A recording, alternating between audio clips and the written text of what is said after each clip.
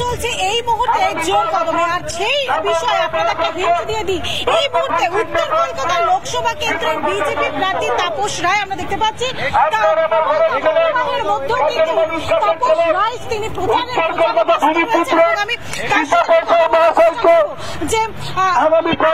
তাপসদা কিভাবে প্রচার করছেন বা মানুষ কি বলছে, মানুষের কাছ থেকে সাড়া কেমন পাচ্ছেন? ভীষণ ভালো সাড়া পাচ্ছি, মানে অকল্পনীয়, অভাবনীয়। মানুষের জন্য কি করবেন? একসময় আপনি তৃণমূলে ছিলেন, তারপরে বিজেপিতে যোগদান করেছেন, মানুষের জন্য এরপর কি করতে চান? মানুষের জন্য সময় দেব, মানুষের জন্য কাজ করব, এটাই তো কাম্য। মানুষ যেটা এতদিন পায়নি, উত্তর কলকাতার মানুষ, আমি সাংসদ হলে তাদের কথা শুনবো, তাদের কাছে যাব, তারা এলে আমায় পাবে। যেটা সব থেকে বড় বিষয় এই মুহূর্তে, এই বাংলায় দুর্নীতি, দুর্নীতির বিরুদ্ধে কি কি করতে চান? দুর্নীতি মুক্ত বাংলা করতেই হবে।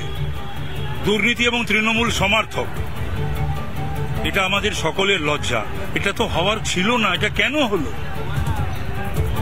কেন কোনো নিয়ন্ত্রণ, কেন কোনো অনুশাসন, ন্যূনতম অনুশাসন, মনিটরিং কেন ছিল না?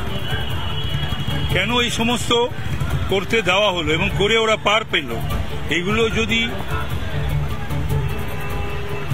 হাইকোর্টের রায় বা তদন্তে উঠে না আসতো, তাহলে পরে তো কি ভয়ঙ্কর পরিস্থিতির মধ্যে দিয়ে সরকারটা চলেছে, শাসক দল চলেছে, তা তো বোঝা যেত না।